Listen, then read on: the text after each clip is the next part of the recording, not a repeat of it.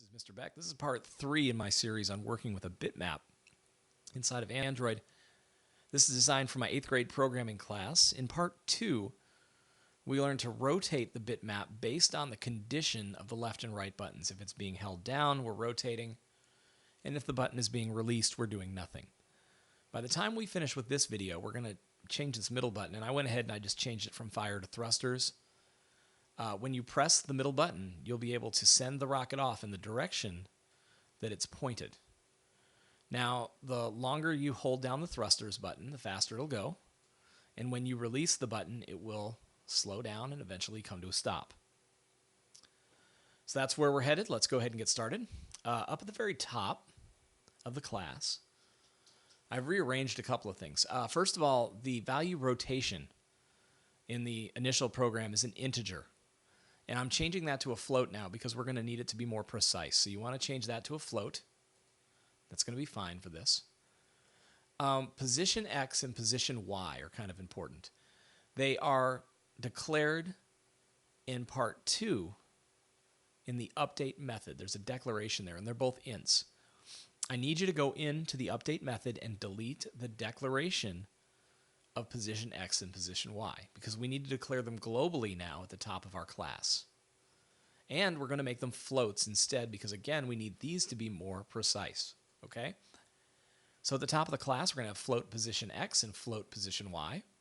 We're going to set those to 0, and you're going to erase the declaration of them inside of the update method. I've added a variable, an integer, start, and I'm setting it to 0, and you'll see how we use that in a second. And I've got a float that's called speed here that's going to hold the speed value, how fast our rocket is moving. So it's important that we have all of this set up correctly. You might want to pause and do that. Okay. Right, so let's take a look at Andraw. Now, Andraw is a method that is being called frequently. It's refreshing the screen. Therefore, it's good to use as you can use it for game ticks. That's kind of how I like to think about it. Every time there's a screen refresh, it's a game tick. And button 3 is the center button. So in the event that button 3 is pressed, we're toggling that getter-setter static integer to 1. So what we're going to say is, in the event that, that integer is toggled to 1 in the getter-setter class, we're going to increase the value of speed by 0.04. Now, it initially starts out with a value of 0. The rocket is sitting still. So after the first screen refresh, it'll be 0.04. Second screen refresh, 0.08. Third screen refresh, 0.12. And so on, as long as you hold it. It will continue to get faster. Now, otherwise, we're saying, go ahead and subtract from the value of speed. So the effect of this is, if the button pressed is 0 or it's in the up position, we're going to subtract from speed. And you can see that I've just chosen to subtract from the value of speed at a lesser rate than I'm increasing it. So it will slow down more slowly. It's up to you. I also included an if statement here, a condition. I said, if speed is greater than 0, subtract from speed. Because, if you subtract from speed no matter what, at the beginning of the game, speed is 0, right? Well, if it starts off and it's, subtracting from speed, the rocket's going to move backwards, right? And that's not what we want. So we want it to, only in the event that it's greater than 0, do we want to subtract from speed. Other than that, we won't touch it, okay? Now, this doesn't effectively set speed to 0 because this still, speed could still become a negative number. But, we could include a statement that says something like, if speed is less than 0, speed equals 0, just to make sure that speed maybe becomes 0 at some point in case, speed for some reason drops below that 0 threshold and the rocket does start going backwards, we can stop it. Something to think about. So anyway, in the onDraw function, go ahead and make sure you've got the logic that increments the speed value in the event the button is pushed and decrements it in the event the button is in the up position. Okay. So most of what we're going to do here is going to be inside of our update method. So let's take a look at that. We start with a start integer. Now, at the beginning of the game, start equals 0. And eventually, we may want to build in a reset button. But for right now, we only want to position our icon at the center of the screen when the program starts, right? So we're going to check to see if start equals 0. We're going to get the, we talked about this in part 2. We are going to get the dimensions of our screen, the dimensions of our bitmap, divide by 2, figure out where the center is, and set position in X and position Y to our center values. And then we're going to toggle start to 1 so that doesn't happen again. So right at the beginning of the game, we're at the center of the screen. Start becomes 1. This if statement gets called one time. That's it. Again, later on, we may call this again when we do, we may build in a little button that says reset or come up with some type of game logic or game mechanic that resets the position of the rocket. And then we can use this later. Now, in the original program, I have a block commented out, and it says, we will uncomment this in lesson 3, and that's this set of logic here. What we're doing is we're taking the rotation value of the rocket, essentially, and we're multiplying it by the speed factor, okay, to determine how far it needs to go and in what direction based on X and Y. I pulled this logic from Stack Overflow just by Googling, I needed to find some logic that would allow me to do just this, move an object in a direction based on rotation. And this works. If you want to read up on the trig here and everything, I encourage you to do so. So anyway, we determine the rotation angle, and we make a determination as to what the next X and Y coordinate should be based on the speed.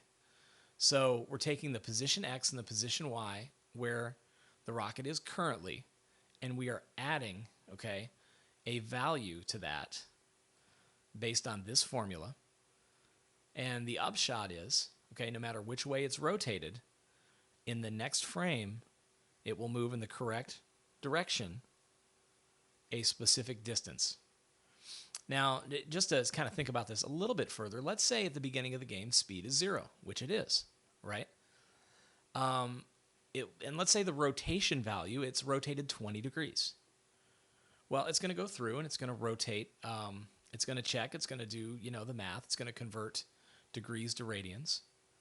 And we're going to pull the information we need. And then it's going to multiply it by speed, which is 0, which is essentially going to set speed X to 0. And again, speed Y will also be set to 0 because we're multiplying by 0. And then when we take position X and position Y, which at the beginning of our game is the center of the screen, and we add 0, what do we get? The same position. And as we increase speed, the distance between where it is now and where it needs to be in the next frame increases. So as that distance increases per screen refresh, we get the impression of the rocket speeding up. Anyway, this is good logic to have. This is a nice little formula here, and it works. So this is a good one to reference, I think. All right. So anyway, I did one more thing. Once you've uncommented that block,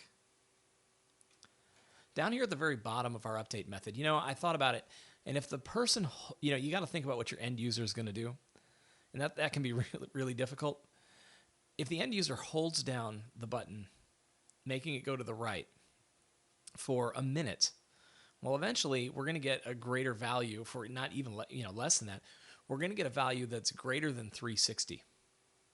And realistically, we want the rotation value to keep everything sane. We want to keep it within a 360 degree range. So, I went ahead and I thought, okay, well, if rotation equals 360, let's reset it. And if rotation equals negative 360, let's go ahead and reset it. That way we know that the rotation number there will always be somewhere between negative 360 and 360. So an if statement like that, keeping our rotation value inside of that 360 degree range, it makes sense.